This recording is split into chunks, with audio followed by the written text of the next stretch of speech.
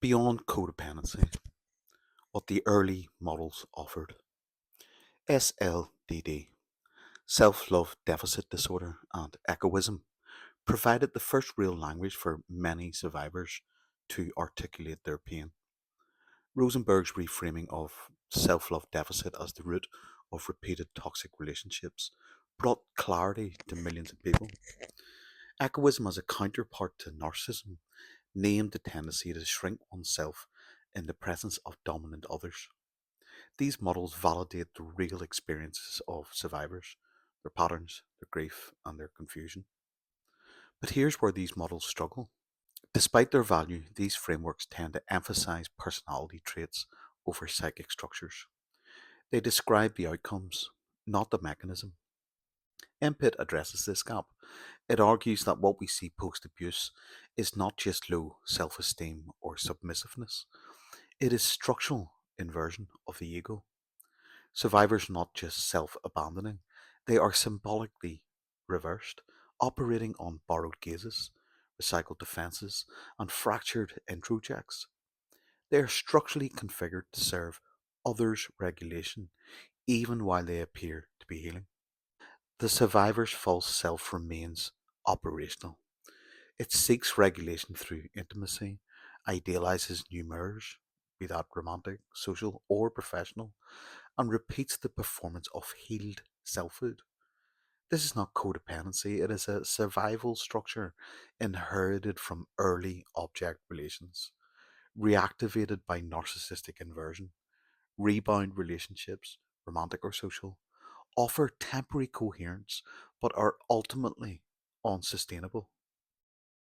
So let's look at the online spaces and the digital hall of mirrors.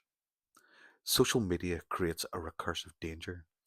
Survivors idealize influencers, trauma experts, or survivor communities as sources of safety. But often these figures themselves operate with narcissistic traits, offering performance over presence. And worse, survivors may unconsciously recreate the shared fantasy by projecting hope, need, and authorship onto people who cannot hold it.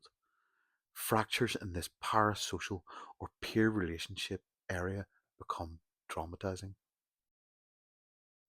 Echoism rightly names the fear of attention and the tendency to disappear. Self love deficit disorder accurately identifies the inner deficit in self regard. Input does not reject these, it extends them. It asks not only what behaviours are happening, but why the ego has structured itself in such a way. It identifies introject co-option, symbolic fragmentation, and the collapse of authorship as the real cause behind these presentations. Input introduces the concept of inversional narcissism, a state, not a disorder. The survivor's ego has flipped from internal locus to external performance. Healing is not about boundaries alone, but about internal restructuring.